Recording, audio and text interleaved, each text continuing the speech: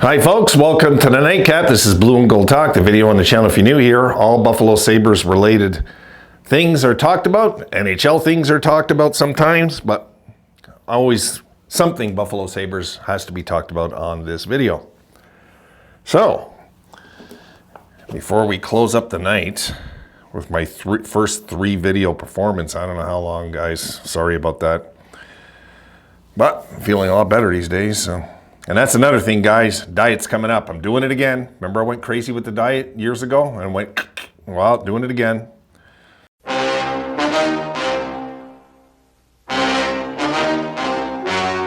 Doing it again. Shooting for 30 pounds in 2 months. 2 months. Okay. I wanted this time I wrote out some stuff because I want to talk about this. I'm going to do, guys, I guess we can call it the 5 main things we have to achieve in this off season, or at least attempt to achieve, or think about achieving. I mean, if we achieve all 5 of these, I'll be shocked, to be honest. You know, I will be. But, because it's a tall order what I'm going to talk about here. I think we can, I think 4 of these could be. So let's just get right into it. Then we'll talk a little bit about it and close it up. So the 5 things the Buffalo Sabres must, I hope they achieve this offseason. Number 5, continue to get bigger and meaner in trades. I think we have to continue that route, okay? It finally looks like Adams has come to his senses because Lindy probably sat there and said, you got a bunch of milfays on this team. Cream puffs, call them what you want, custards. You got a bunch of guys on this team that if they got into a playoff series, they would get killed by their own shadows in a playoff series.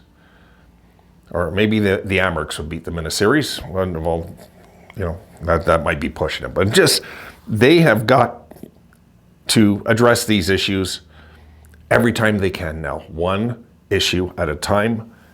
This has to be taken into consideration every time they trade for a player. They have to say, okay, what's his physical play like? This has to be the approach, in my opinion. Number 5, any trade we make, and I won't mention Bo Byram's name, we better get back bigger, meaner players. Maybe not as talented as Bo Byram, but please get back bigger, meaner players. Number 4, I have UPL is not number 1 material. Now what? And you guys know I love Devon Levi. I believe in him. But for the first time ever, after that game against Laval, I have my doubts. That's the first time since he's been a part of this franchise, I can actually say that. That did not rub me the right way. He did not have a good game. Neither did they. I mean, all of it. But right now, we have to address the goaltending issue because if we put in UPL as our number 1 goalie for next season, it's going to be a long season. I just know it. Even if he regains the form he had for about 2 months, he didn't have it all that season, folks. He had it for about 2.5 months, right? A streak. He closed out weak. He opened terrible that season, but then he went on a run, you know, where he played very well. But I see issues with his game. The most notable issue for me is he goes down way too early. There's just things about him, about his style that I'm not crazy about. I think UPL could be a hell of a backup on this team. A hell of a backup. I just don't think he is going to be our number 1 goalie. And Devon Levi, if the Sabres are going to struggle, I hope they keep Levi away from it. Last thing he needs is to be around it. But I would like to see Levi still get another crack this year. And we'll see. I just hope he doesn't start asking for a trade eventually because now, you know, it looks like he's out of the picture again. And, you know, he's, we'll see. We'll see. We're very open-minded when it comes to goaltending, I believe, this team, because right now we're looking for that number 1 goalie, and we haven't found him yet. And could it be Devon Levi? For sure it could be, but We're just not there yet. So we have to see. We have to wait and see.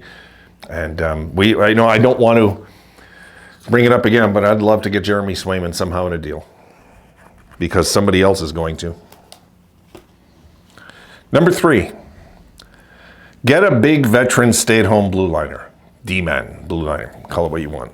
The Sabres need something like that on the team. I thought we had it with Samuelsson. The problem is people say Samuelsson, he's terrible, he's this, he's that. No, there was once upon a time where Samuelsson, we won a hell of a lot more when he was playing than when he wasn't, for quite a while actually. Problem is the damn injuries mount up with this guy. And what'll happen when a player gets injured, and I can tell you this from me and my Taekwondo days, you start being too careful, okay? I got injured when I played hockey too, I did. But look, I wasn't a pro. I got a hell of a lot more injured in Taekwondo than I did hockey. Hockey, I was more of a natural. Whereas martial arts for me, guys, was like eating cold spinach.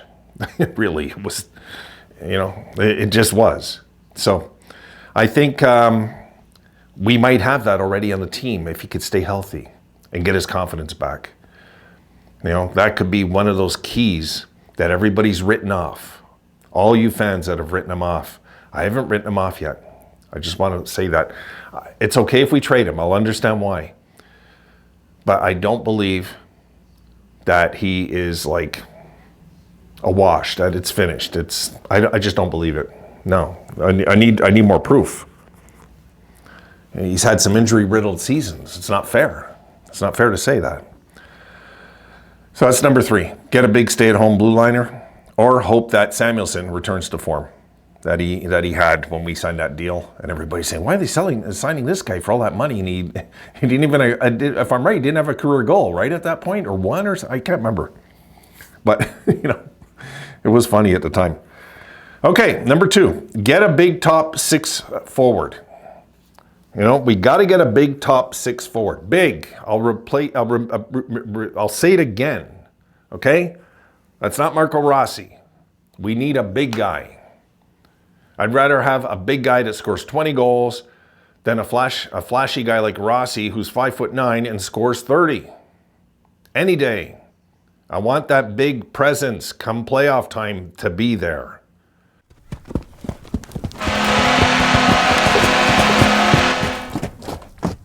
Brad Marchand, yes, because that's a Hall of Famer. There's a difference. There's not many like him. Marty St. Louis, there is some exceptions to the rule, absolutely. So that's where I stand with that, all right? We need big, get big. Sacrifice the 10 goals, sacrifice the flash, and get a guy that when you're coming down the ice, you're looking, the guy's like, no. Get big guys, but that can play hockey, of course, that are good. And number 1, embrace being physical as the team identity from this point on. That should be our priority, folks. From this point on, the Buffalo Sabres should be, it's hot in here, folks. I got to put an air conditioner in this room. Physical play. Hey, look, name me one of your favorite Buffalo Sabres teams of the past that was non-physical. Look, the 06-07 teams were, they probably weren't as physical as, but they're more physical than this team. Physical enough to get us to Game 7 in a conference final. You guys remember that Brian Campbell hit on Umberger? There's a lot of things memories we have of that. I think right now, the Sabres had the whole package then. They had enough hitting, they had enough grit. Their penalty kill was good, their power play was good. And we didn't have big guys. Danny Briere, Drury, we didn't have the biggest guys either, right, at the time. But we were way ahead of the NHL when it comes to transition at the time, AKA the long trap back then. So there's a lot of things that we were doing differently back then that the league caught up to us. That's why we're so far ahead that year. Lindy was a smart coach. He figured out a system before the NHL caught up to it. I think right now, if we embrace this, okay, you think of the Mike Peca teams, okay? with Hasek. Wasn't that team blue collar, hard nosed, mean, tough team? They didn't have to be talented to get to the Stanley Cup Finals, guys. They had to be mean and tough and aggressive. And if you can do that, you can be successful. You can. If you do that and add really good pieces.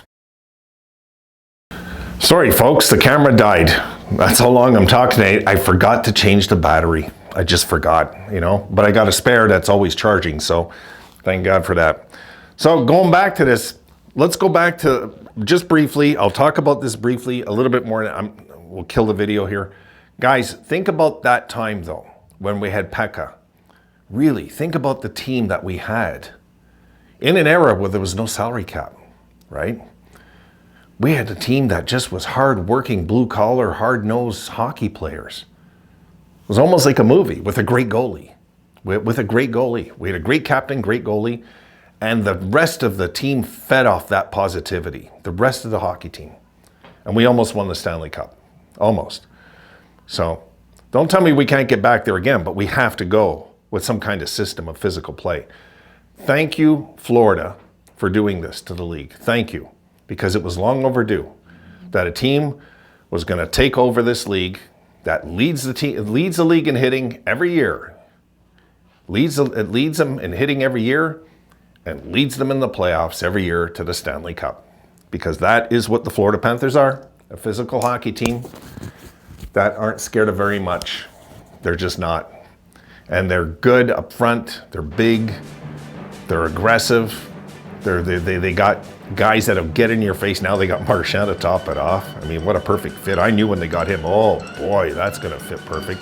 I didn't think it would be as perfect as it was though. It really was perfect. So, hey, I'll leave it there, guys. I'll call it a night. I'm gonna thank you for watching. Thank you for putting up with me all night. I'm gonna edit these videos, get them out to you. I'll see you guys soon. Have a good one.